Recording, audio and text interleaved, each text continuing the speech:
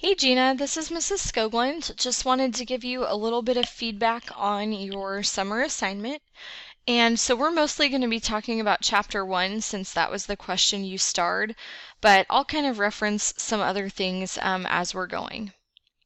So the first thing that I look for in a body paragraph structure, which is what these kind of paragraphs are, is a strong topic sentence, which ideally should answer the question that was provided right off the bat. And so I think, Gina, there were some paragraphs where you kind of had that, like this second one was pretty good, but I noticed most times, like this first and I think the third one, you kind of jump right into evidence rather than having a clear topic sentence.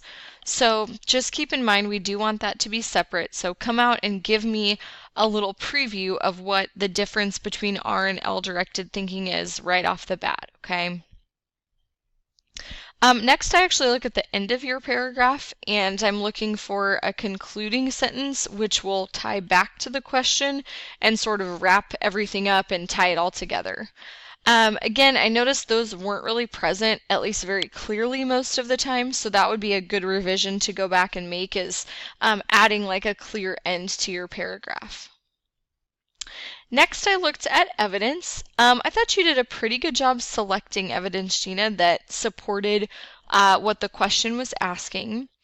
And you're also doing a fairly good job of embedding your evidence. So like this one says, a second popular belief is that the left hemisphere controls the right side of the body. So the quote's not just by itself, it's, integrated with your writing, which is what we want. So that's good. Just count it off a little bit because we have some like capitalization issues here. Sometimes the introductions like this one were just a little bit awkward. So just kind of some little things to clean up there. Next I looked at commentary, and I think I forgot to mark this, but something that I definitely want you to go back and revise, Gina, is having like more distinct commentary.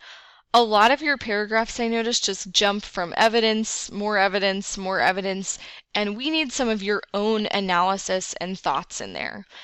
So I would definitely encourage you to go back and revise and have some distinct commentary after every piece of evidence, okay? Lastly, I looked at conventions and citations. So conventions, you have some, like I mentioned, kind of some awkward phrasing earlier. We also want to avoid these like personal pronouns like you. It's just a little bit too informal. We can just say like when someone raises their hand or something, right? And that'll elevate it a little bit.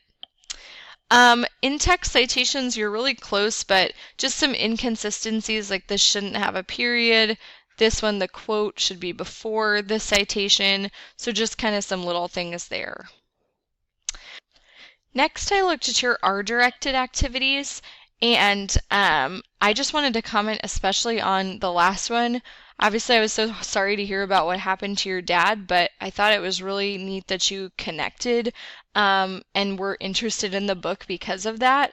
So I just found that one really interesting to read. So anyway, just wanted to give you a little feedback.